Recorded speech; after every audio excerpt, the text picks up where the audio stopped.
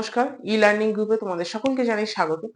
আজকে পিএসসি একটি গুরুত্বপূর্ণ খবর নিয়ে চলে এসেছি, সেটা হলো পিএসসি ক্লার্কশিপ মিসলেনিয়াসের রেজাল্ট। আমরা প্রত্যেকেই জানি, আমরা WBPSC anti corruption student unity যে লাস্ট কর্মসূচি বা লাস্ট আন্দোলনে পিএসসি অভিযানের মাধ্যমে আমরা খবর পেয়েছিলাম যে পিএসসি এই যে ক্লার্কশিপ মিসলেনিয়াসের রেজাল্ট বেরোবে কি বেরোবে না, কেন এই জিনিসটা ডিলে হচ্ছে, কারণ স্যারেদের কাছে বা কমিশনের কাছে, পিএসসি কমিশনের কাছে বা পাবলিক সার্ভিস কমিশন, আপনারা যেই কমিশনই বলুন না কেন, এই পাবলিক সার্ভিস কমিশনের স্যারেদের কাছে অনগোয়িং প্রসেসে সংজ্ঞাটা ঠিক ক্লিয়ার নয়। এদিকে অনগোয়িং বলছে ঠিক কথা, অনগোয়িং প্রসেস বা এই আদালত অবমাননায় নাকি পিএসসি নিয়োগ প্রক্রিয়া চালাচ্ছে, এই নিয়ে পোষণ মৈত্র মহাশয় যিনি কেসটা করেছিলেন, আত্মদ্বীপ ভার্সেস স্টেট, আপনারা তো স্ক্রিনে দেখতে পাচ্ছেন, আমি স্ক্রিনে দিয়ে দিয়েছি। এই রিলেটেড যেগুলো দেখছেন, এর মধ্যে আমাদের পিএসসির কেস যেমন আছে, পুলিশও আছে, আর এদিকে একটা সার্ভের নামে কেসও আছে। এবার আমরা দেখেছি আদালত অবমাননার কথা প্রথম দিকে অনেক উকিলরা বলছিলেন, সেখানে দেখলাম কোনো একটা পিএসসির নাম তো খুব একটা আমি উচ্চারণ হতে আমি শুনলাম না, এখানে কিছু একটা ডিপার্টমেন্টের নাম খুব আলোচনা হচ্ছে, বলছিল যে এখানে নাকি আদালত অবমাননা করে নাকি নিয়োগ প্রক্রিয়া চালিয়ে যাওয়া হচ্ছিল, সেটা হলো child and welfare, women welfare department, এরম এইসব বলছিল। তারপরে দেখলাম এখানে বেশিটাই কেসেস, মানে যে হিয়ারিংটা প্রসেসটা চলেছে গত 6ই মে, বেশিরভাগটাই চলেছে বেঞ্চমার্ক সার্ভে নিয়ে, এবং এখানে যে সার্ভেটা চালাতে পারবে, এবং এই সার্ভেটা চালাতে গেলে বলতে গেলে, মানে আমাদের এখানে যদি এই সার্ভে বা অল ওভার ওয়েস্ট বেঙ্গলে যদি এই ওবিসি রিলেটেড সার্ভেটা চলে, সেখানে মানুষকে, পাবলিককে অবগত করার জন্য পপুলার সংবাদপত্রে প্রচার করতে হবে, ইভেন মানে ব্লক লেভেল থেকে পঞ্চায়েত এবং বুথ লেভেল পর্যন্ত জিনিসটাকে প্রচার করতে হবে, যাতে প্রত্যেকটা মানুষের কানে যায় এই সার্ভের ব্যাপারটা।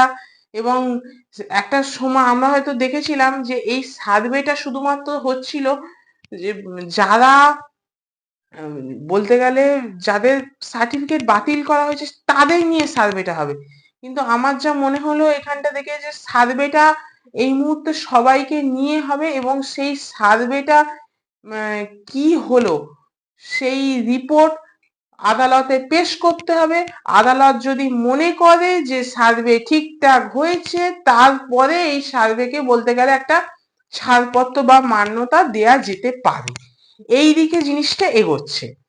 এবার সত্যি কথা বলতে আদালত অবমাননার কোনো আলোচনা হয়নি, পিএসসি রিলেটেড কোনো রেজাল্ট আদেও বেরোবে কি বেরোবে না জানি না, মানে এটাও ধোঁয়াশা বলতে গেলে।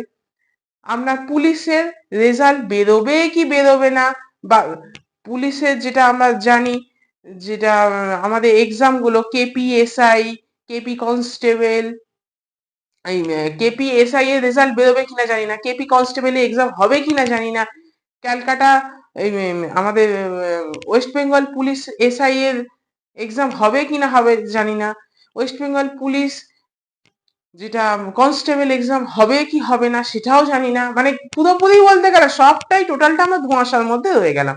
যেহেতু আদালত অবমাননা বা নিয়োগ প্রক্রিয়া এই বিষয়ে বিচারপতিরা খুব একটা কিছু রায় দিলেন না বা খুব একটা কিছু মন্তব্য করলেন না, বললাম যেটা বেশিরভাগটাই বেঞ্চমার্ক সার্ভে নিয়েই এখানে আলোচনা হয়েছে।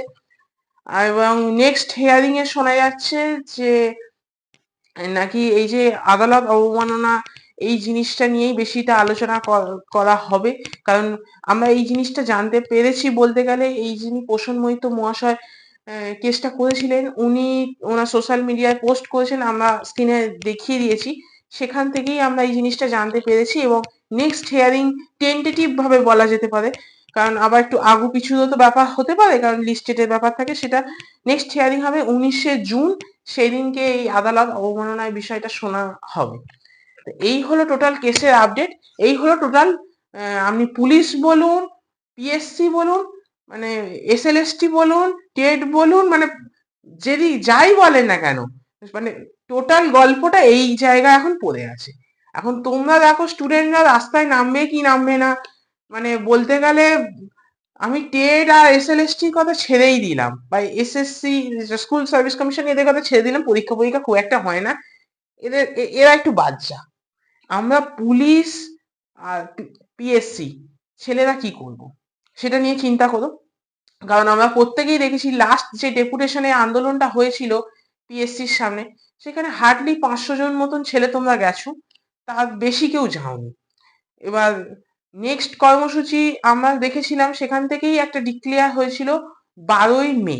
কিন্তু 12ই মে মোস্ট প্রবাবলি কি 12ই মে যে কর্মসূচির কথা একটা ডিক্লেয়ার করা হয়েছিল WBPSC anti corruption student unity থেকে, এইটা কিন্তু 12ই মে হচ্ছে না। তার কারণ 12ই মে বুদ্ধ পূর্ণিমা থাকার কারণ এটা হচ্ছে না। নেক্সট কবে এরা কোনো আন্দোলন বা অভিযানের কর্মসূচি নেয় সেটা আমরা জানতে পারলে আমি আমার এই ইউটিউব চ্যানেলের মাধ্যমে জানিয়ে দেব। আর তখন তোমরা ডিসিশনটা নিও যে আদেও তোমরা আন্দোলনে আসবে কি আসবে না। কারণ আমি কেসের ব্যাপারটা বললাম, এরকম একটা খিচুড়ি জায়গায় আছে। আমাদের কাছে বলতে গেলে এক্সাম হবে কি হবে না, রেজাল্ট বেরোবে কি বেরোবে না, এই জায়গাগুলো কিন্তু কনসেপ্টটা ক্লিয়ার নয়। এখন 19 তারিখের মানে বলতে গেলে জুন মাসের 19 তারিখের দিকে আমাকে তাকিয়ে থাকতে হচ্ছে। বলতে গেলে যদি ক্যালকুলেশন দেখি, মানে ডে টু ডে 1 মাসেরও বেশি সময় এখন আমরা ঘরে বসে থাকবো, কোনো এক্সাম নেই, কোনো রেজাল্ট নেই। এই জিনিসটা মাথায় রেখে চিন্তা করো যে আন্দোলন অভিযানে বেরোবে না পঞ্চবার্ষিকী পরিকল্পনা বা 50-60 বছরের মতন পরিকল্পনা নিয়ে বাড়িতে পড়ে প্রিপারেশন নিয়ে যাবে, 100 বছরের প্রিপারেশন নিয়ে যাবে। সেটা তোমাদের ইচ্ছা ভাই। আমার বলার কথা আমি বলে দিয়েছি, এবার করবে কি করবে না এটা তোমাদের ব্যক্তিগত ব্যাপার। আজ এই পর্যন্তই।